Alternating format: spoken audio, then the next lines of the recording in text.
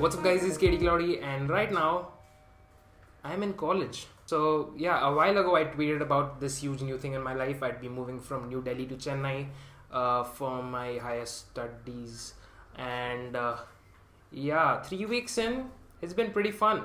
So those who don't know, I am studying right now in VIT Chennai campus. You might have heard of it. I'm studying computer science, BTech engineering. So yeah, but yeah, classes have been really fun. But moreover, what's been really fun is the people I've met, the friends I've made. I've met some really awesome and fun people who are helping to make this video right now. I mean, actually, their own. This is not mine. And yeah, so far so it's been really good. But yeah, let's take a moment and talk about the future of this channel, what kind of content I'll be making. But yeah, obviously it's going to be hard to get my hands on new tech items and gadgets, so I'll be shifting away from hardware side of things to more of the software side of things, like ROMs and other software stuff. But moreover, I've been thinking to make vlogs or just give you a glimpse of what I've been working on with coding and programming projects and everything. Hostel dorm room setup, maybe, I don't know, all those stuff, like documenting the process. So if you're up for that, let me know down in the comments. But yeah, I think that's basically it.